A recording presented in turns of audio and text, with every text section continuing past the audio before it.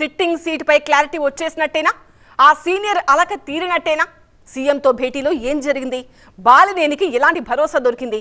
Ongole MP seat గురించి ఏం తేల్చారు? అధినేత చివరికి ఏం చెప్పి పంపించారు? ఫైనల్ గా ఎవరు ఎక్కడ పోటీ చేయబోతున్నారు? భరోసా దొరికిందా? నిరాశ మిగిలిందా? అక్కడేం జరిగింది? ఆయన సీటు మారుస్తారని ప్రచారం. ఆయనకు బాగా దగ్గరైన ఎంపీకి సీటు లేదన్న సమాచారం. ఈ పరిణామాలతో అన్యమనస్కంగా ఉన్న సీనియర్ మొత్తానికి అధినేతను కలిశారు. వైఎస్ జగన్మోహన్ రెడ్డితో మాజీ మంత్రి బాలినేని శ్రీనివాసరెడ్డి తాజా భేటీలో ఏం జరిగిందన్నది ప్రకాశం జిల్లా నేతల్లో ప్రెజెంట్ హాట్ టాపిక్. నెల రోజులుగా అలకపాన్పు ఎక్కి హైదరాబాద్ కు వెళ్లిపోయిన బాలినేనికి సీఎంఓ నుంచి కబురొచ్చింది. దీంతో బుధవారం సాయంత్రం వైసీపీ అధినేతతో భేటీ అయ్యారు ఒంగోలు ఎమ్మెల్యే. కుమారుడు ప్రణీత్ రెడ్డితో కలిసి వెళ్లిన బాలినేని సీఎంతో ప్రత్యేకంగా సమావేశమయ్యారట. ముఖ్యంగా బాలినేని ఎప్పటి నుంచో అడుగుతున్న ఒంగోలులో నవరత్నాలు, పేదలందరికీ ఇళ్ల కోసం పెండింగ్ లో ఉన్న నిధుల విడుదలకు ఏకాభిప్రాయం కుదిరిందట. ఇప్పటికే భూ యజమానులకు 30 కోట్లు చెల్లించిన ప్రభుత్వం మిగిలిన 180 కోట్లు విడుదల చేస్తూ జీవో జారీ చేసింది. పేదలకు పట్టాలు పంపిణీ చేశాకే ఒంగోలు నుంచి పోటీ చేస్తానని గతంలోనే ప్రకటించారు బాలినేని. ఎట్టకేలకు ప్రభుత్వం నుంచి నిధులు విడుదల కావడంతో ఆయనకు లైన్ క్లియర్ అయినట్లే భావిస్తున్నారు.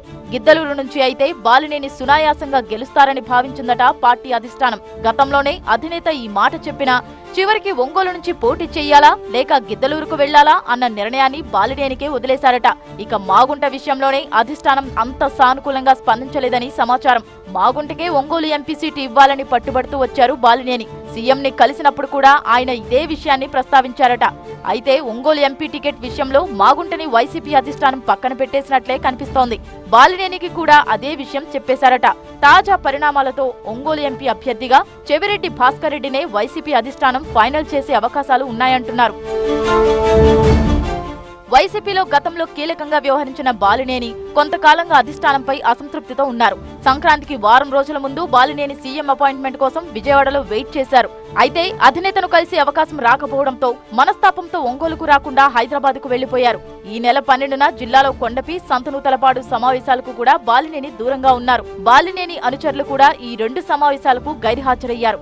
కొండపి ఇన్ఛార్జిగా ఉన్న మంత్రి ఆదిమూలపు సురేష్, సంతనూతలపాడు ఇన్ఛార్జిగా ఉన్న మంత్రి మేరుగు నాగార్జున ఇద్దరూ బాలినేని మద్దతు లేకపోతే నియోజకవర్గాల్లో కష్టమన్న భావనతో అధిష్టానం జోక్యం కోసం ఒత్తిడి తెస్తున్నారట. ఈ పరిస్థితుల్లో సీఎంఓ నుంచి ఫోన్ రావడంతో ముఖ్యమంత్రిని కలిశారు బాలినేని. మిగతా విషయాల్లో సానుకూలంగా స్పందించినా మాగుంట విషయంలో తాను చెప్పినట్టు జరగలేదన్న అసంతృప్తితోనే బాలినేని వెనుదిరిగారు. సీఎంఓ బయట వెచ్చి ఉన్న మీడియాతో మాట్లాడకుండానే మరో డోర్ నుంచి విజయసాయిరెడ్డి ఇంటికి వెళ్లి అక్కడ మిగిలిన విషయాలపై సుదీర్ఘంగా చర్చించారట బాలినేని.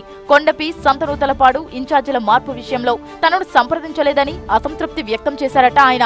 మిగిలిన నియోజకవర్గాల్లో అయినా తాను సూచించిన అభ్యర్థులకే ప్రాధాన్యం ఇవ్వాలని బాలినేని పట్టుబడుతున్నారట. ఇంకా ఖరారు కాని సీట్ల విషయంలో బాలినేనితో చర్చించాలని సీఎం సూచించడంతో మార్పులు చేర్పులపై విజయసాయిరెడ్డితో చర్చలు నడుస్తున్నాయని సమాచారం. ఉమ్మడి ప్రకాశం జిల్లాలోని ఎమ్మెల్యేలు, మరికొందరు ఇన్ఛార్జీలకు సీఎంఓ కార్యాలయం నుంచి పిలుపు అందుతోంది. కనిగిరి, మార్కాపురం ఎమ్మెల్యేలను తాడేపల్లి రావాలని కోరినట్లు సమాచారం.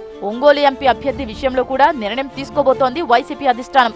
ఎట్టకేలకు బాలినేని సూచనలు కూడా పరిగణలోకి తీసుకోవాలని అధిష్టానం భావించడంతో అలకల ఎపిసోడ్కు ఎండుకాడు పడినట్టేనని భావిస్తున్నాయి ప్రకాశం జిల్లా వైసీపీ శ్రేణులు.